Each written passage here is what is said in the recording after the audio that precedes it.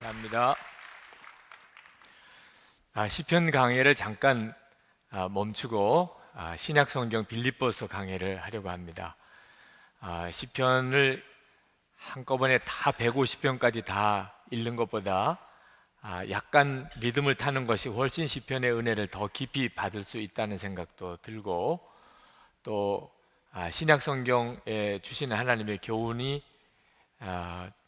요즘 우리에게 너무 필요하다는 생각도 들어서 빌립보서 강해를 먼저 하겠습니다.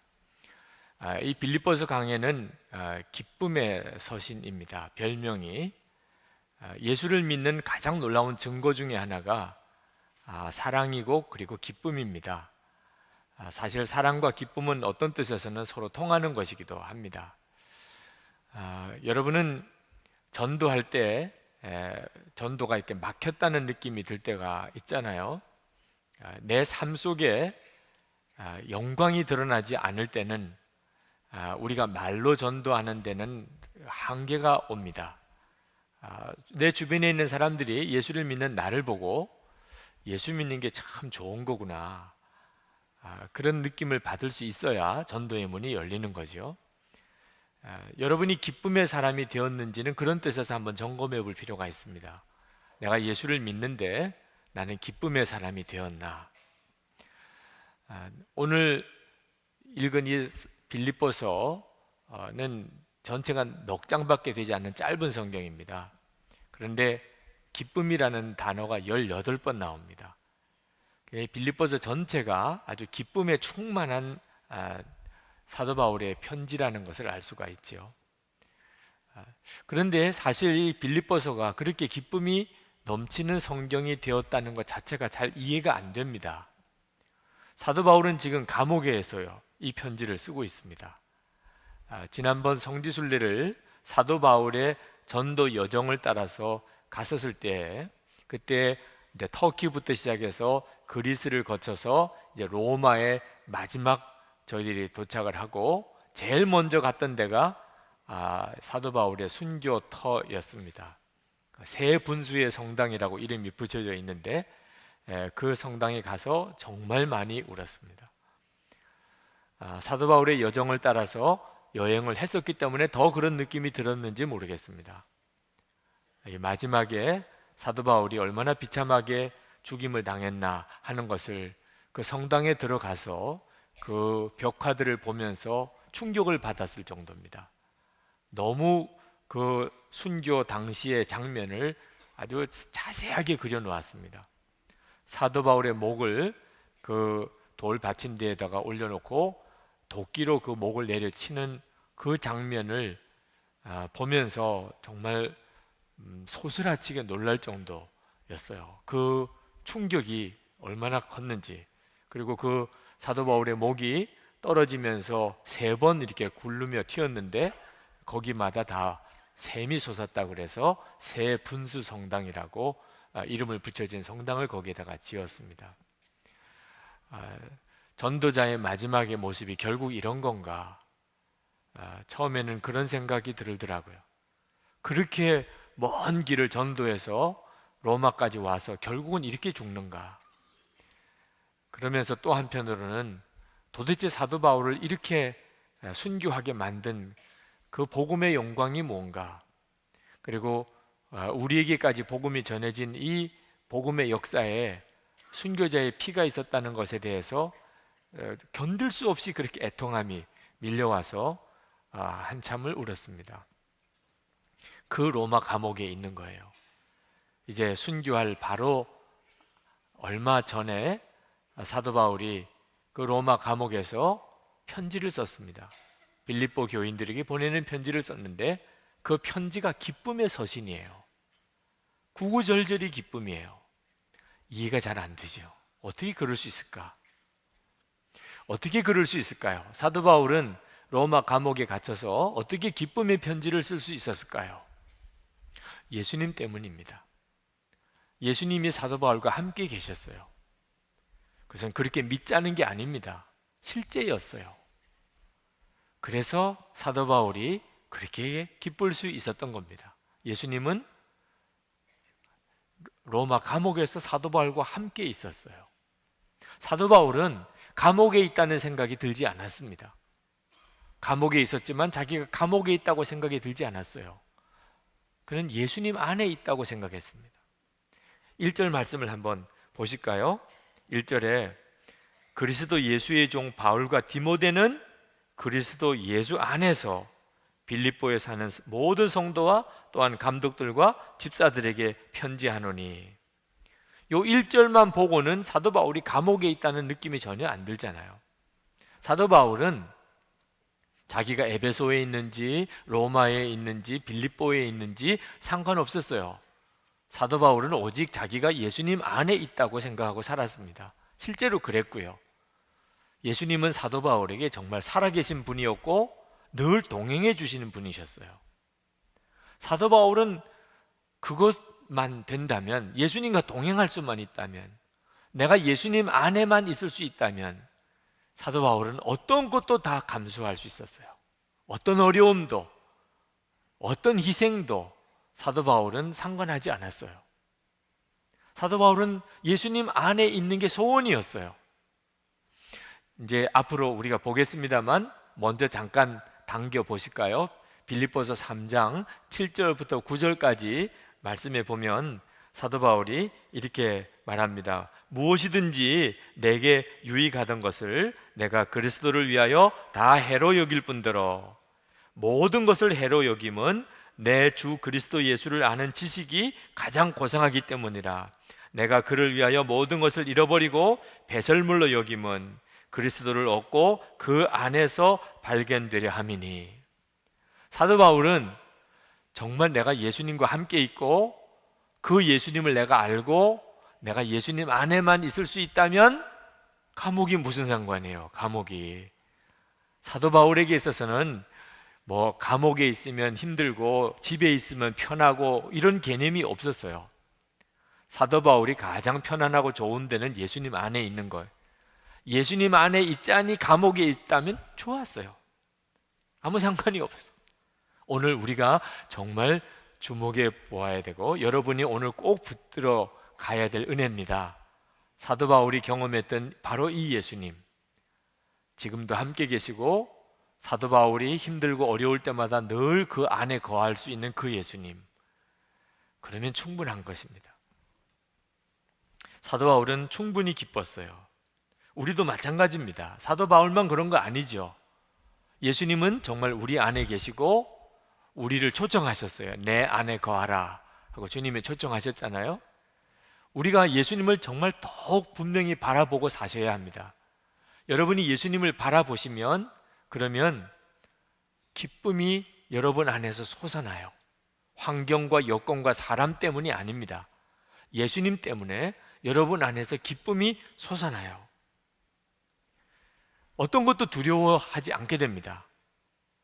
예수님이 함께 계시니까 주님이 결국은 내게 모든 것이 다 잘 이루어지도록 합력하여 선을 이루도록 하실 게 믿어져요. 6절 말씀을 한번 보실까요? 같이 한번 읽으시겠습니다.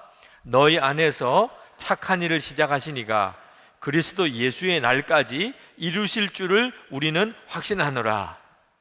사도 바울은 빌립보 교인들에게 어려운 일이 생겼다고 걱정하지 마세요. 지금 복음을 전하는데 어떤 난관에 부딪혔다고 그것 때문에 좌절하지 마세요. 이 모든 일은 예수님이 시작하신 겁니다. 그러면 예수님께서 반드시 이루실 겁니다. 걱정하지 마세요. 그렇게 말씀하고 있는 겁니다. 어려운 일이 닥쳤다고 걱정할 이유가 전혀 없어요. 예수님과 함께 하는 것만 확인하시면 돼요. 요한복음 15장 5절에 예수님께서 나는 포도나무고 너희는 가지라. 그가 내 안에 내가 그 안에 거하면 사람이 열매를 많이 맺나니.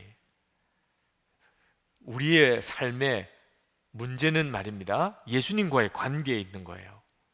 여러분이 지금 어떤 형편에 누구와 같이 지내는가가 문제가 아니고 예수님과의 관계에 문제가 있는 겁니다. 거기서 모든 게 다시 풀려갑니다. 사도 바울은 감옥에 갇혀 있었지만 솔직히 그는 기뻤어요. 왜냐하면 하나님의 응답이었기 때문에. 하나님의 응답이었어요. 사도 바울이 예루살렘에서 로마 천부장에게 붙잡혔던 적이 있었습니다. 그때 유대인들이 사도 바울을 죽이려고 결사대도 조직을 했었습니다. 실제로 사도 바울이 죽을 위기에 빠졌었어요. 근데 그때 밤에 주님이 사도 바울에게 나타나셨습니다. 그리고 사도 바울에게 너 절대로 걱정하지 마라, 담대하라. 예루살렘에서 나의 일을 증거한 것 같이 로마에서도 증거하여야 하리라. 사도행전 23장 11절에 말씀하셨어요. 사도 바울은 그때 주님을 정말 만났어요. 주님은 사도 바울과 같이 계셨어요. 그리고 로마에도 너가 가야 될 거다. 사도 바울은 그 응답을 받은 거예요. 지금 로마에 와 있잖아요. 사도 바울이 로마로 호송당할 때 배를 타고 가다가 유라굴로 광풍을 만나서 다 죽게 생기는 어려운 저지에 빠졌을 때도 밤에 주의 천사가 나타나서 사도 바울에게 말씀합니다. 너가 가이사 앞에 반드시 서게 될 것이다. 그래서 사도 바울이 그 다음날 그 로마 군인들과 선원들에게 여러분 안 죽습니다. 걱정하지 마세요. 우리 다 로마로 반드시 가게 될 겁니다. 그렇게 말씀했거든요. 사도행전 27장 23절 말씀이에요. 그러니까 사도 바울은 예수님께서 계속해서 그동안 자기에게 말씀해 주셨어요. 너 로마에 가게 될 거다. 근데 지금 로마에 있어요. 감옥에 앉아 있긴 하지만 사도 바울로서는 이게 너무나 놀라운 일이잖아. 그죠? 그렇게 고백할 뿐이죠. 로마에 와 있어요. 그리고 가이사 앞에 지금 서게 돼 있어요. 사도 바울은 아무것도 문제가 안 됐어요. 지금까지 사도 바울에게 계속 말씀해 주셨던 그 예수님이 로마 감옥에서도 여전히 변함없이 사도 바울과 함께 계셔 주셨어요. 그래서 사도 바울이 그 예수님으로부터 받은 놀라운 말씀들을 편지를 써서 다 보낸 거죠. 사도 바울의 서신이 로마 감옥에서 쓰여진 게 너무너무 많습니다. 주님이 함께 하신 거죠.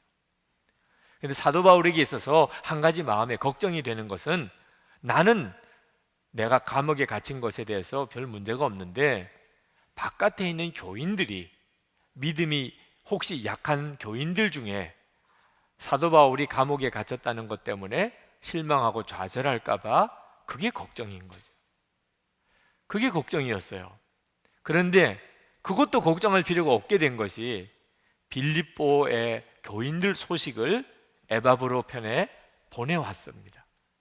로마 감옥에 있는데 빌립보에서 에바브로 디도가 찾아왔어요. 사도 바울을 시중 들려고. 그리고 빌립보 교인들 소식을 전해준 겁니다. 근데 빌립보 교인들이 사도 바울이 감옥에 갇혔다는 소식을 들었지만 믿음이 약해지거나 흔들리지 아니하고 열심히 복음을 계속 전하였다는 거예요. 사도 바울이 얼마나 기뻤는지 몰라요. 그러면 된 거죠 뭐.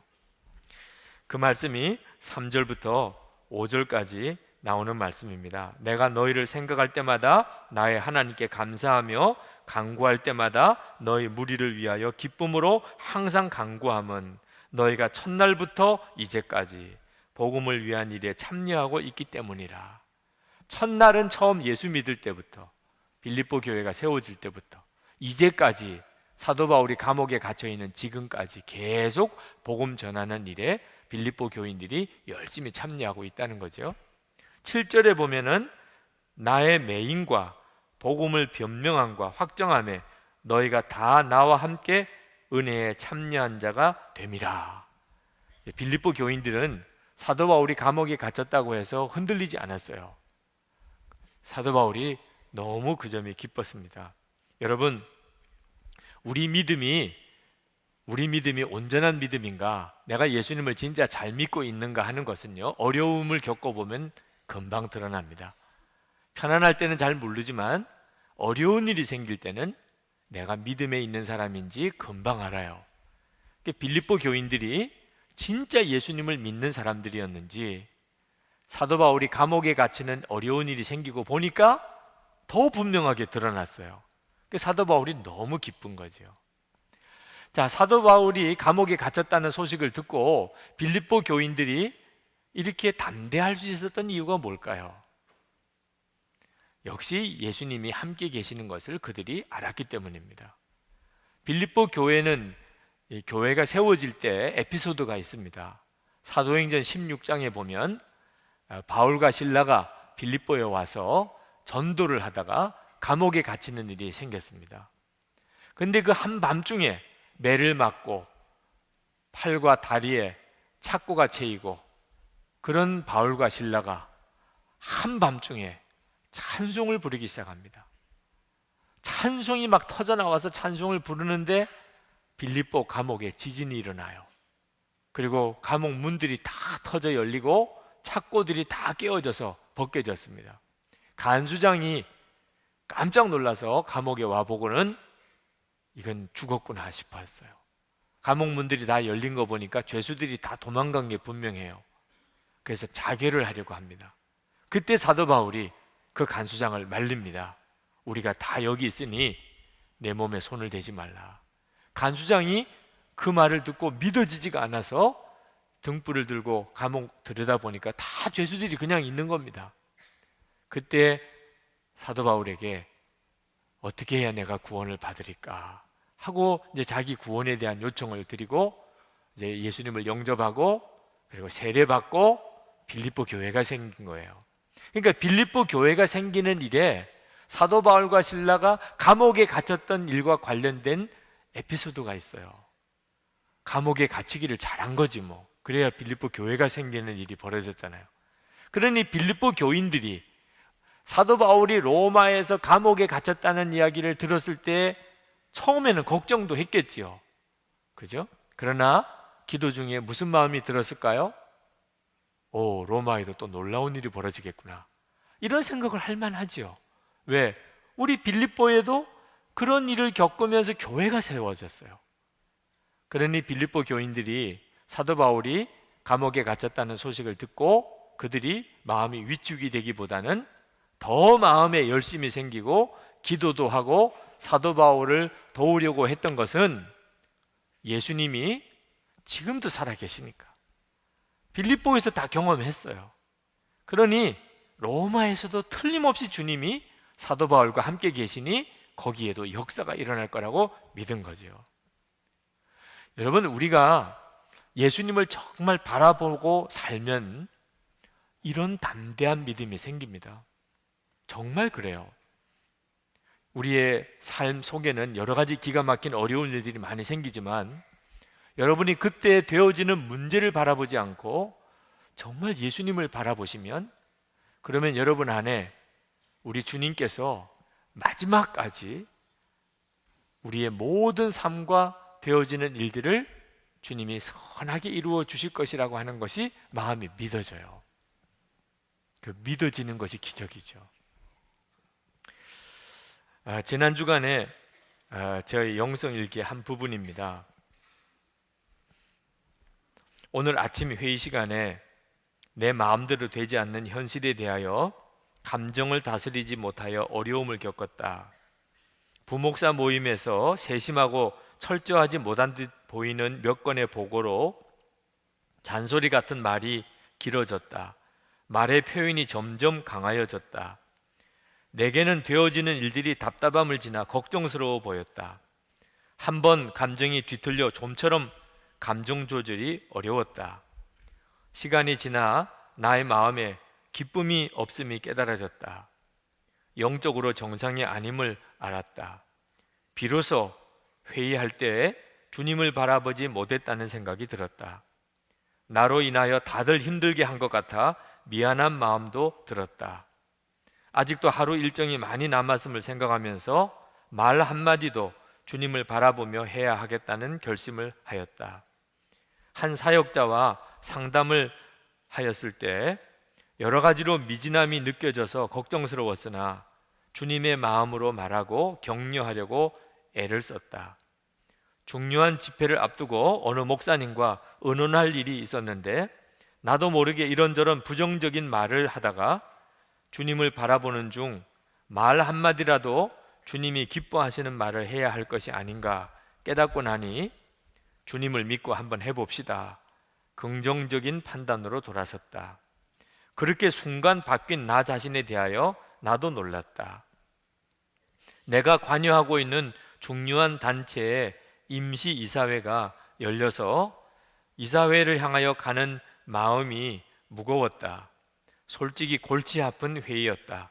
핵심 리더들 사이에 갈등을 풀어야 하는데 벗어나고 싶은 마음만 간절했다. 그렇지 않아도 할 일이 많은데 내가 왜 이런 시간 낭비를 해야 하나 탄식이 나왔다. 회의에 참석하다가 해결 가능성이 보이지 않으면 나는 그만하겠습니다 하는 마음이 들고 나오려고 했다. 그런데 회의 장소에 도착하여 걸어가는 중에 부정적인 마음이나 비판적인 생각을 버리고 즐거움으로 섬기라, 1절 사랑으로 대하라 하는 마음이 들었다. 주님의 말씀인 것이 분명하였다. 그래서 1절 말 조심해야 하겠다, 주님이 말하라고 하는 대로 말해야 하겠다 결심하고 회의에 참석했는데 예상대로 회의는 장시간 계속됐고 해결책은 없었다. 주님이 미리 말씀하시지 않으셨다면 중간에 저는 그만두겠습니다 하고 일어났을 것이지만 주님을 바라보면서 끝까지 자리를 지키게 되었다. 그런데 마지막 순간에 믿어지지 않는 반전이 일어났다.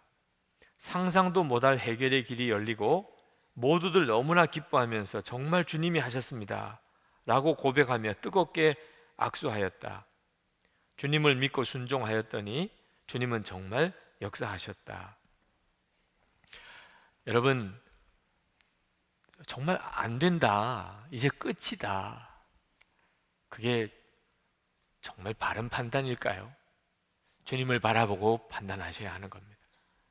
주님을 바라보면 주님이 우리에게 믿음을 주세요. 쉽게 포기하지 않게 하세요. 마지막 순간에 주님은 어떤 일을 준비해 놓고 계신지 모릅니다. 히브리서 12장 2절에 믿음의 주요 또 온전케 하시는 이인 예수를 바라보자. 예수님은 정말 살아계시고 우리와 함께 하시지만 우리가 예수님을 분명히 바라보지 않으면 그러면 결코 믿음 안에 서 있지 못하게 됩니다. 그런데 어떤 어려운 형편이 있고 내 감정이 요동해도 그 순간에 주님을 바라보면 내 말과 행동이 달라지게 됩니다. 믿어지니까. 주님은 하실 거다, 믿어지니까 말이에요. 여러분, 이 기쁨이 말할 수가 없어요. 믿어지는 기쁨. 주님이 시작하셨으니 주님이 끝까지 책임져 주실 거다. 이게 믿어지면 끝난 거죠. 염려하고 두려움이 사라지고 내 마음에 여유도 생기고 기쁨이 일어나게 되는 거죠. 우리가 예수님을 계속 바라보게 되면 그러면 진정한 사랑도 경험하게 됩니다. 이 진정한 사랑을 경험하는 것이 또 얼마나 놀라운 기쁨인지 모릅니다. 여러분, 오늘 본문을 가만히 읽어보면 사도 바울이 빌립보 교인들에게 사랑의 고백을, 구구절절히 사랑의 고백을 하고 있습니다. 꼭 연애 편지 같아요. 여러분 중에 아직도 결혼하지 않은 미혼 남녀가 있다면 잘 베껴 써놓으세요. 나중에 연애 편지 쓸 때 굉장한 도움이 될 겁니다. 3절에 보면 내가 너희를 생각할 때마다 나의 하나님께 감사하며 4절에 간구할 때마다 너희 무리를 기쁨으로 항상 간구함은 7절에 보면 이는 너희가 내 마음에 있으며. 사도 바울이 빌립보 교인들에게 정말 사모하는 어떤 연인에게 편지를 하듯이 그렇게 편지를 쓰고 있어요. 근데 8절에 놀라운 고백을 합니다. 내가 예수 그리스도의 심장으로 너희 무리를 얼마나 사모하는지 하나님이 내 증인이시니라. 사도 바울이 예수님의 심장으로 빌립보 교인들을 사모한대요. 어떻게 보면 좀 문학적인 표현 같죠? 사도 바울이 사랑 고백을 하다가 사도 바울이 정말 아주 문학적인 감각이 살아나서 사랑한다는 표현을 예수님의 심장으로 사랑한다고 이렇게 썼나 보다. 그렇지 않습니다. 사도 바울은 그냥 사실 그대로를 쓴 거예요. 사실 그대로를. 사도 바울이 예수님의 심장으로 내가 너희를 사모한다고 이렇게 쓴 것은, 내가 여러분을 사랑하는 것은 내 사랑이 아니라 그런 뜻이에요. 내 인간적인 사랑, 빌립보 교인들을 향하여 사도 바울이 가지고 있는 인간적인 나의 사랑이 아니라 예수님의 사랑이라는 거예요. 예수님이 여러분을 얼마나 사랑하시는지를 내 마음에 부어주시고 있다는 겁니다. 그게 예수님의 심장으로 너희를 사모한다는 뜻이에요. 여러분, 우리가 예수를 믿으면 이런 놀라운 기적이 우리에게 일어납니다. 예수님의 심장으로 살게 돼요. 예수님의 심장으로 다른 사람을 대하게 되면 사랑 못할 사람이 없습니다. 우리가 어떤 사람이 사랑이 안 된다, 용서가 안 된다 하는 이유는 전부 내 심장으로 하려니까 그런 거예요. 예수님의 심장으로 하면요, 용서 못할 사람이 없다니까요. 우리가 예수를 믿는 것은 심장이 바뀐 거예요. 갈라디아서 2장 20절에 뭐라고 말씀했습니까? 내가 그리스도와 함께 십자가에 못 박혔나니 그런즉 이제는 내가 사는 것이 아니요 오직 내 안에 그리스도께서 사시는 것이라. 이게 모든 예수 믿는 사람에게 이루어진 복음이에요.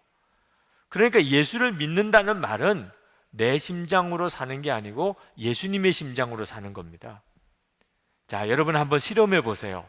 여러분 가족 중에 도무지 용납이 안 되는 사람 혹 있습니까?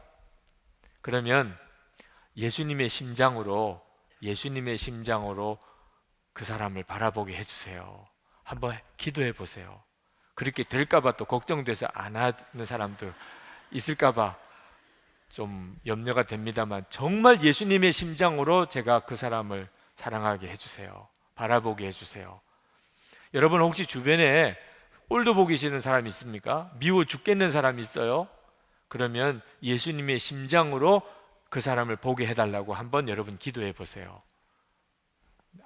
아마 안 울고 못 베길 겁니다. 내 심장으로 보면은 용납도 안 되고 사랑도 안 되지만 예수님의 심장으로 그 사람이 보아지게 되면요, 정말 눈물로 그 사람을 위해서 기도하게 됩니다. 예수님의 심장으로 사랑 못할 사람 없어요. 사랑은 그 대상자 문제가 아닙니다. 환경과 여건 문제도 아니에요. 과거에 그 사람이 어떤 일을 했느냐고도 문제가 안 됩니다. 사랑은요, 내가 진짜 예수님을 믿느냐 아니냐 하는 문제와 관련이 있어요.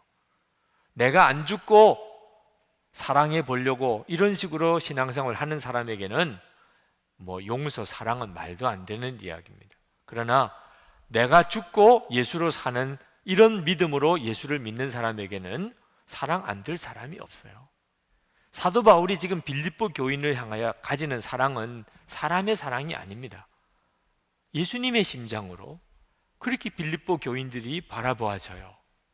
그러니 이런 사랑은 강철도 녹일 수 있는 사랑이죠. 그런데 사도 바울만 빌립보 교인들을 그렇게 사랑한 게 아니고 빌립보 교인들도 사도 바울을 그렇게 사랑했어요. 하여튼 사도 바울이 가는 데마다 빌립보 교인들이 헌금을 보냈습니다. 조금이라도 뭔가 도움이 될 만한 물품들이 있으면 또 보냈어요. 데살로니가에 가도 보냈고, 고린도에 가도 보냈고, 로마의 감옥에 갇혔을 때 에바브로디도를 일부러 구별해서 사도 바울이 옥바라지 하라고 빌립보 교인들이 에바브로디도를 보내줬어요. 빌립보 교인들이 사도 바울을 정말 사랑했습니다. 그런데 한번 질문을 해볼 필요가 있어요. 왜 사랑했을까요? 빌립보 교인들이 사도 바울을 왜 이렇게 사랑했을까요? 사도 바울이 교회를 개척해 주었으니까 그럴 만도 하지요.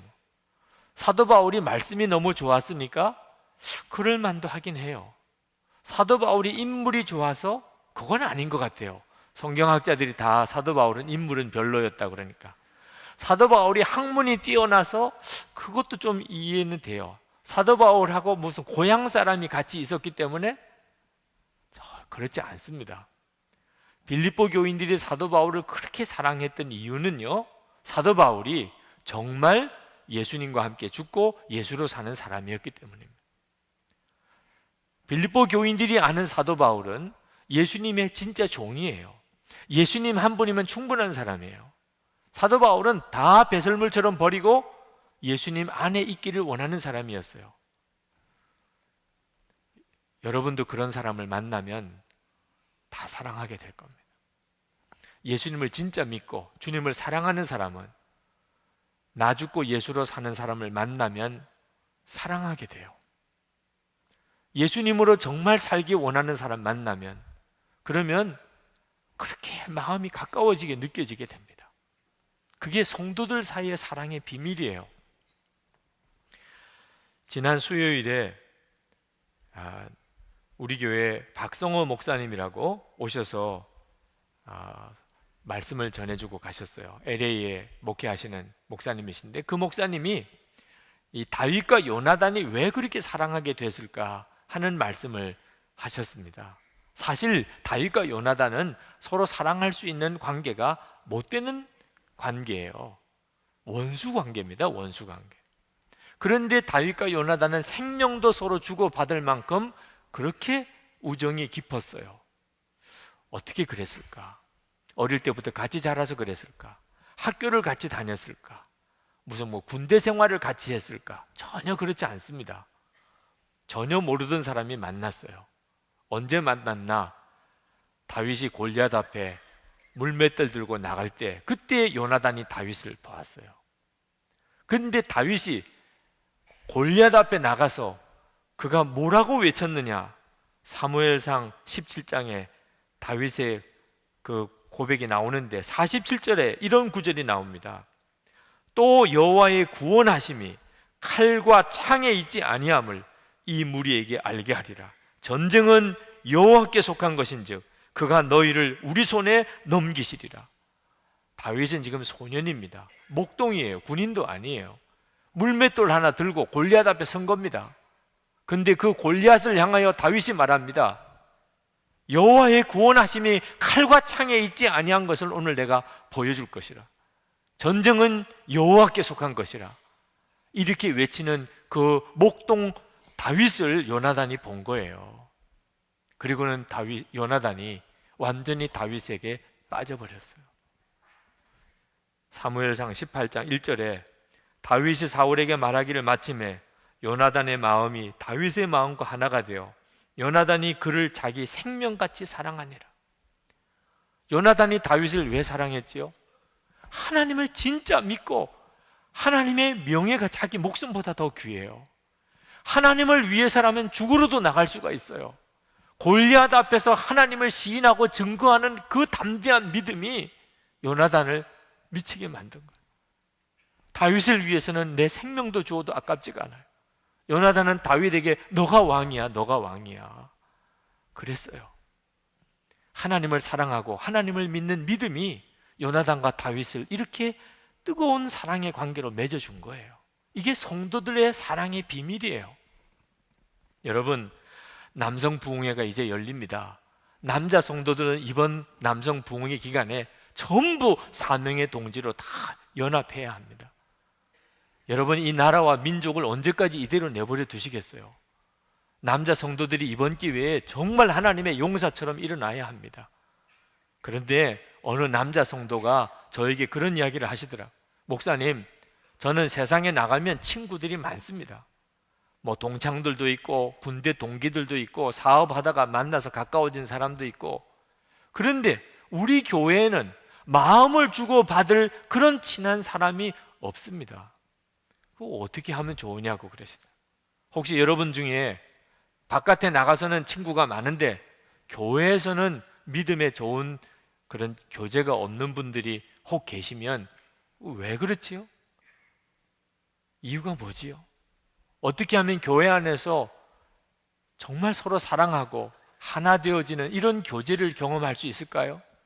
제가 어릴 때 중고등부 다니고 청년부 다닐 때 하여튼 회의만 하면은 꼭 빠지지 않는 안건이요, 우리는 왜 이렇게 사랑이 없냐 그거예요. 왜 우리는 이렇게 사랑이 없냐. 그래가지고 꼭 마지막에 결론은요, 오락회로 가는 거예요. 사랑을 하려고. 그래서 사치기 사뽀뽀도 하고 수건도 돌리고 별의별 그런 게임을 하면서 그렇게 서로 친해 보려고 성도들끼리 그렇게 사랑해 보려고 했는데도 안 되는 거예요. 오락회를 더 해야 되나? 여러분, 교회 생활 하시는 분들이 이런 고민에 빠져 있는 분들이 많습니다. 왜 교회에서는 나는 뜨거운 사랑을 내가 이렇게 나누지 못할까? 그래서 우리들 나름대로 가지고 있는 방법이 밥 먹으러 가는 거예요. 밥 먹으러. 하여튼 밥 자꾸 먹으면 친해지잖아요. 그래서 계속 모이면 밥 먹자고 하는 거예요. 밥 먹는 건 효과가 있어요. 밥 자꾸 먹다 보면 친해지지요. 그런데 그건 성도의 교제라고 말하기는 어려워요. 그저 밥 먹다 보니까 친해진 거죠. 그럼 성도의 교제는 어떻게 나누는 거예요? 어떻게 성도들끼리 한 몸이 되었다고 말하는 이런 교제가 되냐 말입니다. 성도의 교제는 우리가 서로 다 정말 예수님을 진짜 믿는 거예요. 내 옛사람은 정말 예수님과 함께 죽었고, 이제는 예수님이 내 생명이시고, 예수님이 진짜 내 주님이시고, 예수님이 내 마음에 정말 왕이시고, 나는 이제 예수님 하자는 대로 하는 사람이다. 그렇게 결단하는 순간에 믿음의 동지들이 붙게 돼 있는 거예요. 그런 믿음을 가지고 있는 사람들을 보면요, 우리는 가슴이 뜨거워져요. 저 사람이 진짜 예수님에게 목숨을 걸었구나. 저 사람은 예수님을 정말 진짜 믿는구나. 예수님과 함께 정말 죽었고 예수님으로 사는 사람이구나. 그러면 우리는 그 사람을 위해서 무엇이든지 도와주고 싶어요. 저는 많은 선교사님들, 여러 목사님들, 여러 성도님들을 알지만 그렇게 마음에 기억이 나는 분들은 전부 그런 사람들이에요. 저 사람은 진짜 예수님의 사람이구나. 예수님을 위해서 그는 저의 삶 전체를 다 걸었어요. 주님께 순종하기 위해서 그는 어디든지 무엇이든지 할 수 있는 사람이에요. 그러면요, 정말 다 도와주고 싶어요. 다 도와주고. 저는 성격이 뭐 다정다감하거나 표현이 강하거나 그런 사람이 아니지만 정말 예수님으로 죽었고 예수님으로 사는 사람을 만나면요, 그냥 가서 끌어안아 주고 싶다니까. 그것도 별난 일이죠. 그 속에서부터 막 가서 그냥 끌어안아 진다니까요. 너무너무 귀하고 사랑스럽고, 그건 정말 성령님의 역사죠. 진젠돌프 백작이라는 분이 계신데 그분이 그런 말을 했더라고요. 자기는 오직 열망이 하나 있다. 그것은 바로 그분, 오직 예수님뿐이다. 이런 고백을 했더라고. 그래서 그냥 진젠돌프 백작을 사랑하게 됐어요. 그분 만나본 적도 없어요. 옛날 분이고 이미 돌아가신 분이에요. 그런데 사랑하게 됐어요. 그 진젠돌프 백작이 너무너무 마음에 사랑하게 됐어요. 천국 가서는 만나겠지요. 제가 사랑했다고 이야기할 거예요. 네. 여러분들도 똑같아요. 예수님을 정말 믿고 주님을 정말 사랑하고 십자가가 통과가 된 사람들은요, 만나면 뭐 옛날에 알던 사람도 아니고 지금 사는 형편도 너무 다르고, 그런데 그렇게 오래 만난 사람 같고, 그리고 모든 걸 다 주어도 아깝지가 않는 사람이라고 느껴지는 거죠. 교회 안의 성도의 사랑은 이렇게 이루어지는 거예요. 여러분들이 예수님 안에서 분명해지면 예수님 안에 분명하게 된 사람을 만나게 됩니다. 그러면 형제 혈육하고도 비교가 안 되게 뜨겁고 사랑하게 됩니다. 이게 교회예요. 이번에 남성 부흥회 때 여러분이 그런 거룩한 연합을 이루게 되실 것입니다. 여러분, 예수 믿고 사시는 게 기쁘신가요? 여러분이 예수님을 더욱 바라보세요. 예수님께서 여러분을 그렇게 만들어 주십니다. 9절 말씀에 빌립보 교인들을 위해 기도한다고 사도 바울이 말씀하시고, 그리고 11절에 예수 그리스도로 말미암아 의의 열매가 가득하여 하나님의 영광과 찬송이 되기를 원하노라. 예수님으로 말미암아 되는 거예요. 여러분이 예수님을 정말 분명히 아셔야 됩니다. 그러면 예수님이 여러분을 완전히 뒤바꿔 놓아요. 여러분의 삶을 완전히 바꿉니다. 여러분의 중심도, 여러분의 삶도 예수님이 다 바꿔 놓으세요. 기쁨의 근원은 여러분 속에 예수님에게 있어요. 자, 우리 같이 기도합시다. 우리 자신을 위해서도 기도하고 우리 주위에 있는 이들을 위해서도 기도합시다. 예수님만 온전히 바라보고 예수님 안에 거하기만 힘쓰겠습니다. 예수님으로 말미암아 의의 열매가 풍성히 맺어지고 하나님의 찬송과 영광이 되게 해 주옵소서. 우리 같이 통성으로 기도하겠습니다. 은혜와 사랑이 충만하신 아버지 하나님, 놀라우신 하나님의 은혜를 사랑하는 성도들에게 부어주시고 하나님 충만케 하시고 주의 능하신 손에 사로잡아 주시기를 원합니다. 오늘도 주님 앞에 나와 예배하기 위하여 모였습니다. 주님을 향한 마음이 간절하며 오늘도 주의 말씀과 함께 성령님 역사하셔서 아버지 하나님 분명하고 강하게 사랑하는 성도들을 사로잡아 주시기를 원합니다. 하나님의 놀라운 은혜로 오늘도 사랑하는 성도들의 마음의 깊은 곳에서 주님 역사해 주시기를 원합니다. 예수님, 주님을 더 분명하게 바라보게 해 주옵소서. 오직 예수님 안에 거하게 하여 주옵소서. 하나님, 어떤 일도 어떤 형편도 두려워하지 않는 담대함으로 하나님 우리를 인도하소서. 하나님, 주 예수님께서 시작하신 일 반드시 주님이 이루실 걸 믿습니다. 주 예수님, 오늘도 사랑하는 성도들 축복하소서. 그 일과 은혜로 더욱 사로잡아 주소서. 하나님의 놀라운 은혜로 함께하여 주옵소서. 오 나의 주여, 나의 아버지여, 아버지 하나님의 역사하심을 믿습니다. 오늘도 하나님 우리를 변화시키고 새롭게 하시는 분은 주님이십니다. 하나님, 우리의 마음이 간절하고 사모합니다. 주님 주관하소서. 주여 축복하소서. 주님 역사하소서. 아버지 하나님, 회복시켜 주소서. 샘의 근원이 예수 그리스도로 인하여 우리 속에서부터 넘치게 해주소서. 기쁨의 근원이 넘치게 해주소서. 가정을 살리고 일터를 살리고 교회, 하나님 속회와 선교회가 살아나게 하시고 하나님의 놀라운 부흥이 이 땅에 임하게 하여 주시옵소서.